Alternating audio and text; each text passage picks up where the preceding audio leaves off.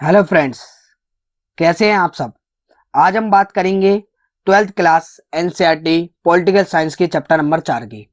इससे पहले मैंने आपको चैप्टर 3, 2, 1 तीनों चैप्टर पढ़ा दिए हैं। आज हम चौथे की बात करेंगे, सत्ता के वैकल्पिक केंद्र। कुछ हद तक अमेरिका के प्रभुत्व और सीमित करेंगे कि सत्ता के वैकल्पिक केंद्र आ गए और भी संगठन हुए तो अमेरिका की जो शक्ति है वो सीमित हो गई। यूरोप में यूरोपीय संघ और एशिया में आसियान, दक्षिण पूर्वी एशिया राष्ट्रों का संगठन जैसे संगठन स्थापित हुए और चीन ने आर्थिक उभार ने विश्व को राजनीतिक नाटकीय प्रभाव डाला। तो आइए देखते हैं सत्ता के वैकल्पिक केंद्र। पहले यूरोपीय संघ की बात करते हैं तो थोड़े पॉइंट्स हम देख लेते हैं कि 1945 के बाद यूरोप के देशों में मेल मिलाप को शीत युद्ध से भी बहुत मदद मिली थी। अमेरिका ने यूरोप की अर्थव्यवस्था को पूर्ण गठन के लिए जबरदस्त मदद की थी। इससे मार्शल योजना कहा गया। मार्शल योजना के ऐसे नाम से जाना गया क्योंकि अमेरिका ने यूरोप के देशों को मदद करा, पश्चिमी देशों को। इसे मार्शल योजना के नाम से जाना गया। अमेरिका ने नाटो के तहत सामूहिक सुरक्षा व्यवस्था को जन्म दिया।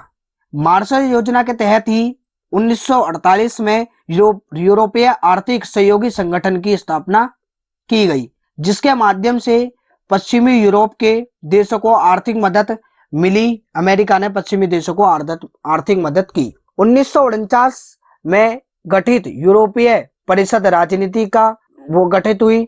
1957 में यूरोपियन इकोनॉमिक कम्युनिस्ट का गठन किया गया और भी गठित हुए।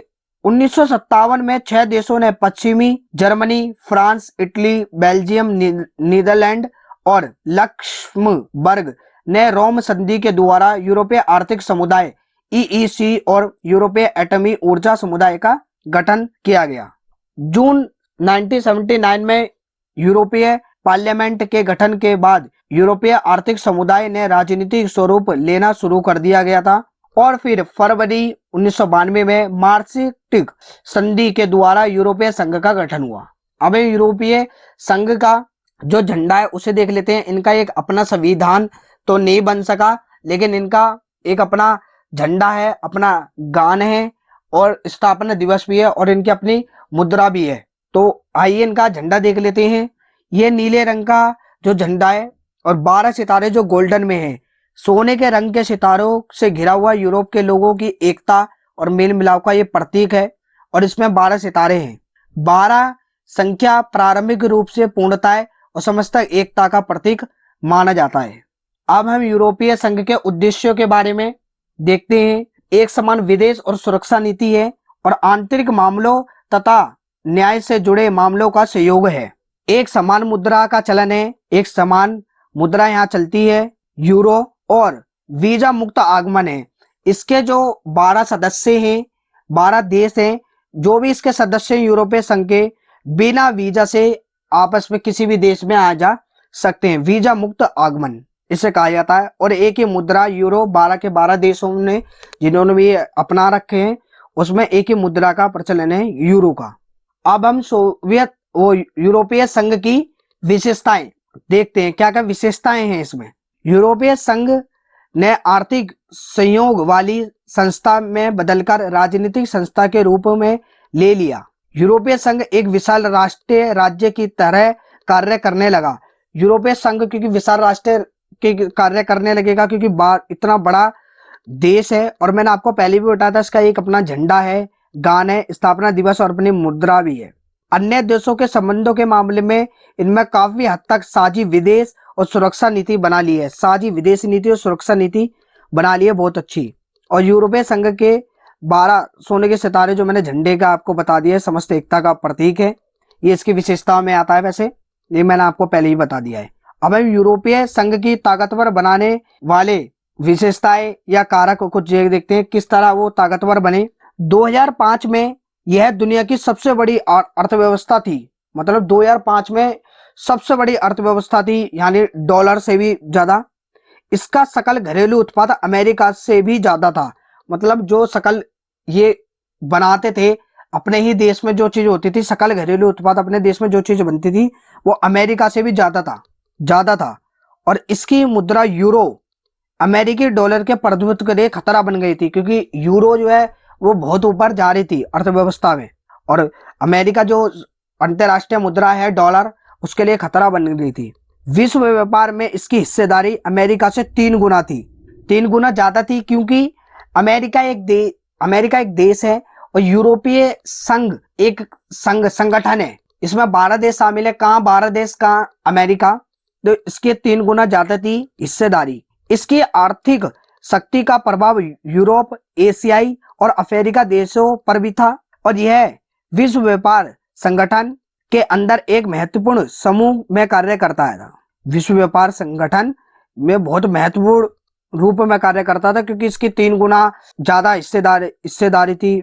और एक देश फ्रांस जो सुरक्षा परिषद का स्थायी सदस्य भी है। इसके चलते यूरोपीय संघ अमेरिका समस्त सभी राष्ट्रों की नीतियों को प्रभावित करता है, कि फ्रांस जो है वो स्थायी यूएनओ का स्थायी सदस्य, सुरक्षा परिषद का, जिसमें 5 देश है ना परमाणु संपन्न स्थायी प्रदेश, क्योंकि वो कर सकता है, उसका ये स्थायी सदस्य है फ्रांस, और जो इसका यूरोपीय संघ का भी सदस्य है।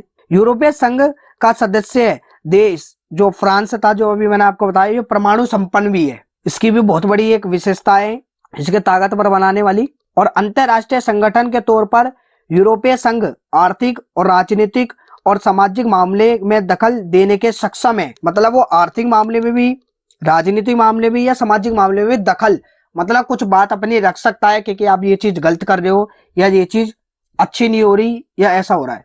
लेकिन हर किसी की जो ताकतवर होते हैं या हर किसी की कोई कमजोरियां भी होती हैं, तो हम यूरोपीय संघ की कमजोरियां भी देख लेते हैं। इसके सदस्य देशों ने अपनी विदेश और सुरक्षा नीति है, जो कई बार एक दूसरे के खिलाफ भी होती है। जैसे इराक पर हमले के मामले में ये एक दूसरे के खिलाफ थे, कोई कह रहे थे अच्छा हो रहा है, कोई कह रहा बुरा हो रहा है, ऐसा। और यूरोपीय के कुछ हिस्से में यूरो मुद्रा में लागू करने को इनकार कर दिया गया था, नाराजगी थी, क्योंकि हम नहीं इसे लागू होने देंगे, नाराजगी जताई। और डेनमार्क और स्वीडन ने मार्शटिक्स संधि और साझी यूरोपीय मुद्रा यूरो को मानने का विरोध किया। ये 2 देश हैं, डेनमार्क स्वीडन, इन्होंने जो यूरो है उसे मानने का विरोध किया, क्योंकि हम नहीं इसे मानेंगे। यूरोपीय संघ के कई सदस्य देश अमेरिका गठबंधन में भी थे, मतलब यूरोप के जो देश भी थे, यूरोपीय संघ के जो देश हैं वो अमेरिका के गठबंधन में भी हैं। और ब्रिटेन यूरोपीय संघ से जून 2016 में एक जनमत संग्रह के द्वारा अलग हो गया। मतलब यूरोपीय संघ में जो आता था ब्रिटेन महाशक्ति थी, वो 2016 में एक जनमत संग्रह के द्वारा वो अलग हो गया ब्रिटेन। ये भी इसकी कमजोरियां है। अब हम देखते हैं दक्षिण पूर्व एशियाई राष्ट्रों का संगठन आसियान। पहले हम आसियान के झंडे के बारे में बात कर लेते हैं कि आसियान का झंडा है कैसा। जैसे हमने यूरोपीय संघ के झंडे की बात करी थी, जो आसियान का झंडा है आप यहाँ देख ही रहे हैं। आसियान के प्रतीक चिन्ह के धान की 10 तिल्लियां इसमें दर्शाई गई हैं, जैसा आपको दिख ही रहा है। दक्षिण पूर्वी एशिया के 10 देशों को इंगित करती हैं 10 तिल्लियां, कि पहले 5 देशों ने इसकी स्थापना करी थी, फिर बाद में 5 देश और जुड़े, अभी मैं आपको बताऊंगा। जो आपस में मित्रता एकता के धागे से बंधे हैं। और व्रत आसियान की एकता का प्रतीक है, जिसमें व्रत दिखा रखा है कि धान की तिल्लियां बीच में और व्रत चल रखा है, ये एकता का प्रतीक है आसियान की। अब हम आसियान जो अगस्त 1967 में इस क्षेत्र के 5 देशों इंडोनेशिया, मलेशिया, फिलीपींस, सिंगापुर और थाईलैंड ने बैंकॉक घोषणा पत्र पर हस्ताक्षर करके आसियान की स्थापना की। दक्षिण पूर्वी एशिया राष्ट्रों का संगठन, इसकी फुल फॉर्म भी पूछी जा सकती है, याद रखना। बाद में Brunei, Darussalam, Vietnam, Laos, Myanmar और कंबोडिया को शक्ति को शामिल किया गया और इसकी सदस्य की संख्या 10 हो गई। जैसे अभी मैंने झंडे में बताया आपको 10 तिल्लियां, 10 देश। और आसियान तब एक संगठन बनता है, उसके कुछ उद्देश्य भी होते हैं, तो देखते हैं। सदस्य देशों की आर्थिक विकास को तेजी करना, मतलब जितने भी इसके 10 के 10 सदस्य है ना, 10 के 10 देश सदस्य, उसके आर्थिक विकास को तेज करना, उसे तेज करना। इसके द्वारा सामाजिक और सांस्कृतिक विकास हासिल करना। उसका सामाजिक और सांस्कृतिक विकास क्या है, वो अपने देश, जो उनका देश है, या कंबोडिया है या मलेशिया है, फिलीपींस है, वो अपनी जो संस्कृति है उसे तो नहीं खो रही है, और किसी देश की संस्कृति तो नहीं आ रही, संस्कृति विकास भी करना। और कानून के शासन और संयुक्त राष्ट्र संघ के नियमों का पालन करते हुए क्षेत्रीय शक्ति को स्थायित्व को बढ़ावा देना, मतलब संयुक्त राष्ट्र जैसे नियम जो लागू करेगा ना उसी को रखना, क्योंकि क्षेत्रीय जैसे आज भारत में 1 लाख नागरिकों पे यूएनओ के हिसाब से 2200 पुलिस वाले होने चाहिए, भारत में 165 ही है। ये ऐसे लेकिन करना ऐसे कमी है भारत में तो बहुत उसकी। अब हम आगे देखते हैं कि आसियान शैली क्या है। अनौपचारिक, टकराव रहित और संयोजनात्मक मेल मिलाप का एक नया उदाहरण पेश करके आसियान ने काफी यश कमाया है। इसे ही आसियान शैली कहा जाने लगा। जोगा तो मैंने इस वजह से आपको बताया कि ये फुल फॉर्म पूछी जा सकती है आसियान शैली क्या है, तो आप भी ऐसे लिखना। अब आसियान के प्रमुख स्तंभ देख लेते हैं। आसियान किस किनों पे खड़ा है?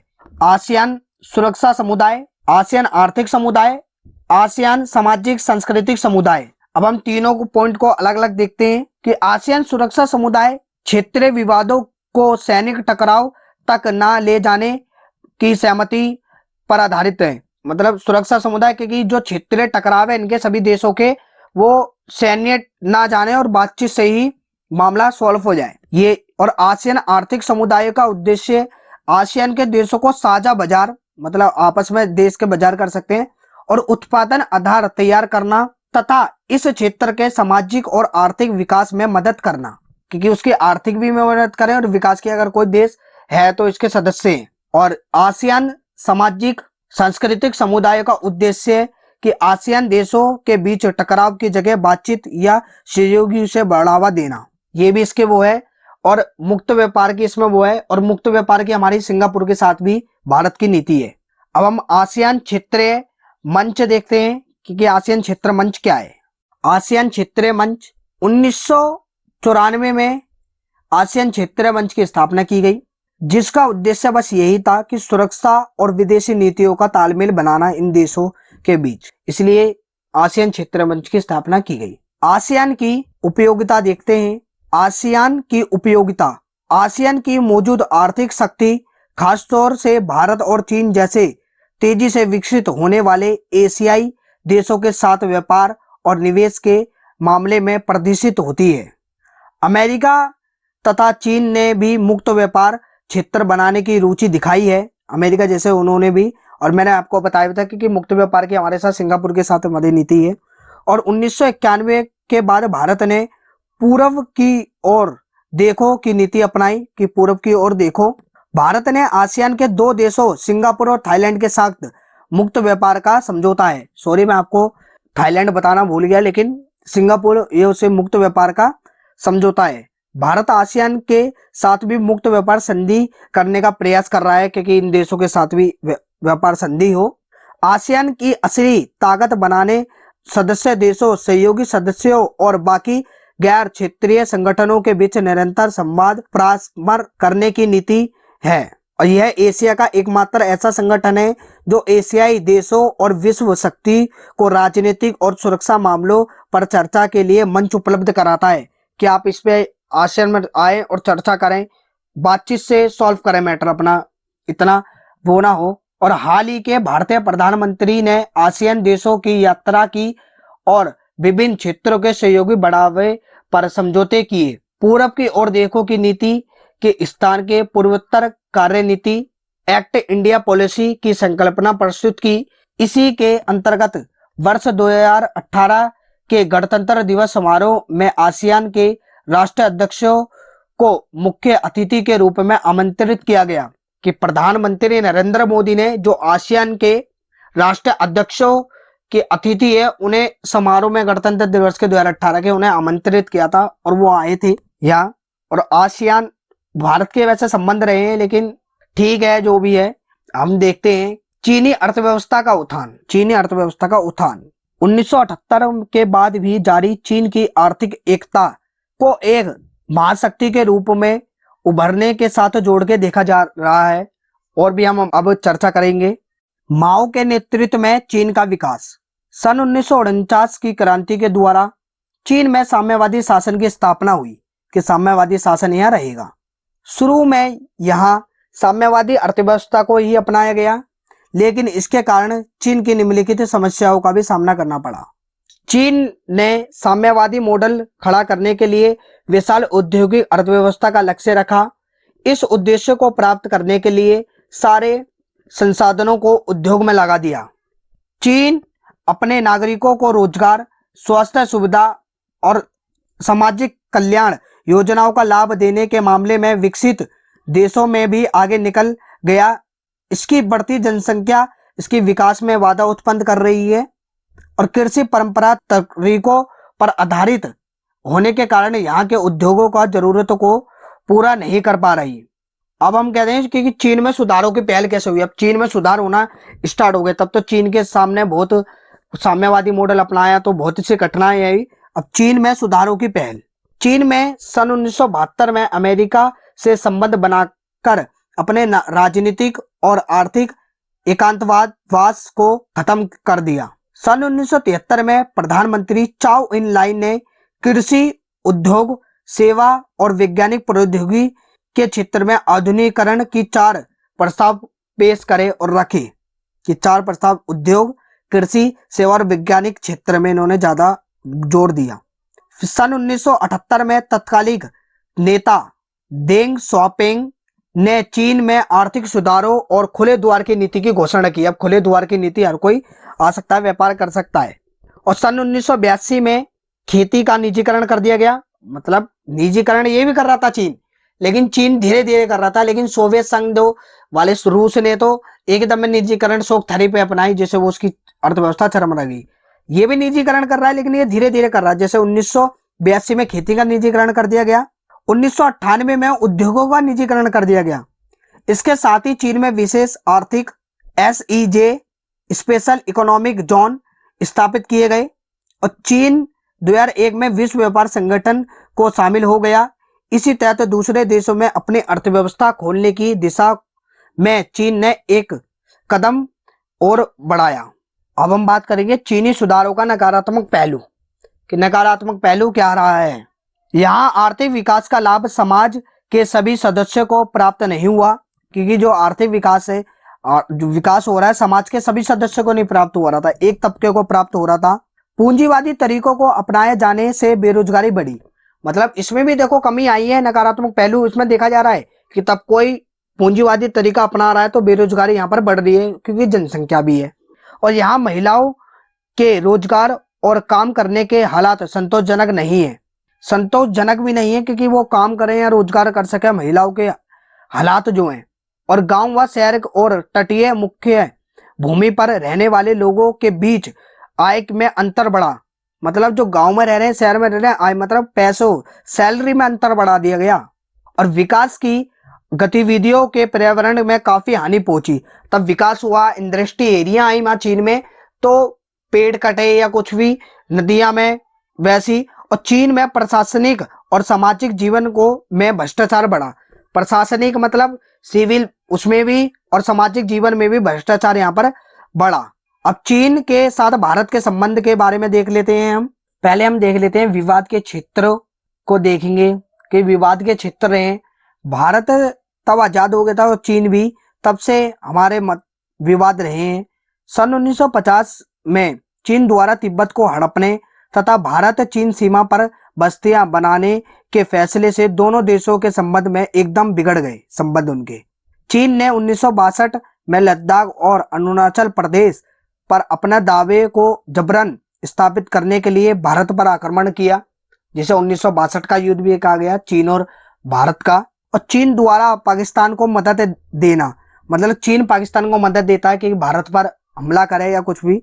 और चीन भारत के परमाणु परीक्षणों का विरोध करता है, क्योंकि परमाणु परीक्षण चीन भारत ना करे इसका विरोध करता रहा है। क्या करेगा भी कि अगर कोई परमाणु संपन्न कोई शक्तिशाली देश हो जाएगा परमाणु संपन्न, तो फिर उसकी थोड़ी ना चलेगा। और भारत की तो लेकिन ये नीति रही है कि अगर पहले हम हमला नहीं करेंगे, अगर किसी ने हमला किया तो हम उसका जवाब के लिए हम पे ताकत होनी चाहिए। और संयुक्त राष्ट्र संघ ने आतंकी संगठन जैश-ए-मोहम्मद पर प्रतिबंध लगाने वाले प्रस्ताव को पेश किया था। चीन द्वारा वीटो पावर का प्रयोग करने से यह प्रस्ताव निरस्त हो गया, क्योंकि वीटो पावर 5 सदस्य इसके सिग्नेचर होना जरूरी है और चीन भी उसका स्थायी सदस्य है। भारत ने मजूर अजहर मसूद के आतंकवादी घोषित करने के लिए संयुक्त राष्ट्र संघ ने प्रस्ताव पेश किया, जिस पर चीन ने वीटो पावर का प्रयोग किया। अजहर मसूद पर भी वीटो पावर का प्रयोग किया तब आतंकवादी। और चीन की महत्वाकांक्षा योजना वन बेल्ट वन रोड को पीओके से होती हुई गुजरेगी, उसे भारत को घेरने की रणनीति के तौर पर भी लिया जा रहा है कि भारत को घेर लेंगे तब ये पाकिस्तान और चीन ये आपस में रोड बना देंगे तो कुछ भी हमला कर सकते हैं। वर्ष 2017 में भूटान के भूभाग परंतु भारत के लिए सामरिक रूप से अत्यंत महत्वपूर्ण डोकलाम पर आधिपत्य के दावे को लेकर भी दोनों के देशों में लंबा विवाद चला, जिससे दोनों देशों के मध्य महत्वपूर्ण तनाव हो गए। परंतु इस विवाद को समाधान के लिए भारत के दिव्य धैर्यपूर्ण प्रयासों को भारत के एक रूप को वैश्विक स्तर पर सहारा गया। और जैसी दलाई लामा तब इन्हें तिब्बत पर हमला किया था तभी भी उससे शरण ली थी। इसके बाद भी चीन तो जलता है भारत से, लेकिन अब हम देखेंगे सहयोगी का दौर क्या सहयोग। भारत ने चीन के साथ संबंध सुधारने के लिए भी देखे। अब हम देखते हैं सन 1970 के दशक में चीनी नेतृत्व बदलने में अब वैचारिक मुद्दों की जगह व्यवहारिक मुद्दों पर प्रमुख रहे क्योंकि अब। और 1988 में प्रधानमंत्री राजीव गांधी ने चीन की यात्रा भी की, जिसके बाद सीमा विवाद पर यथास्थिति बनाए रखने के लिए पहल की गई। लेकिन चीन नहीं सुधरेगा, ना वो सुधरेगा ही नहीं। और दोनों देशों ने सांस्कृतिक आदान प्रदान, वैज्ञानिक और तकनीकी के क्षेत्र में परस्पर सहयोगी और व्यापार के लिए सीमा पर 4 पोस्ट खोलने हेतु समझौते भी किए। और 1999 में हमारा कारगिल वॉर भी हुआ था पाकिस्तान के साथ। 1999 में द्विपक्षीय व्यापार 30% सालाना की दर से बढ़ रहा है। और विदेशों में ऊर्जा सौदा हासिल करने के मामले में भी दोनों देशों के सहयोगी को हल निकालने की राजी है। और वैश्विक धरातल पर भारत और चीन ने विश्व व्यापार संगठन के अन्य अंतरराष्ट्रीय आर्थिक संगठनों के बीच एक जैसी नीतियां भी अपनाई है, सहयोगी का दौर भी लाया। और आज भी तो भारत चाहता है कि चीन के साथ अच्छे संबंध रहे, क्योंकि हर कोई अपने पड़ोसी के साथ अच्छे संबंध रखना चाहता है, लेकिन वो नहीं धरता अच्छे संबंध। और पाकिस्तान भी। तो कोई नहीं, अगर ये चैप्टर आपको पसंद आया हो, सत्ता के वैकल्पिक केंद्र, वैसे तो मैंने आपको सब कवर कर दिया है चैप्टर में, आपको और कुछ पढ़ने की जरूरत नहीं है। वैसे भी पढ़ भी लेना, कि जितना ज्यादा पढ़ोगे उतना ही अच्छा है। अगर ये वीडियो आपको पसंद आई हो तो प्लीज लाइक करें, शेयर करें और सब्सक्राइब करना ना भूलें। प्लीज सब्सक्राइब कर दिया करो, ऐसे ही मेरी हिम्मत बढ़ेगी और भी मैं आपके लिए वीडियो लाता रहूंगा। ये वाली भी समकालीन विश्व की राजनीति और भारत वाली जो इंडिया की पॉलिटिक्स है वो भी मैं आपके लिए कवर करता रहूंगा। लेकिन प्लीज सब्सक्राइब करें और बेल आइकन दबाना ना भूलें, क्योंकि आने वाली अपडेट आपको मिलते रहे कि अगला चैप्टर जैसे मैं डालूं वो आपकी नोटिफिकेशन आपके फोन पे आ जाए। तो पढ़ते रहिए।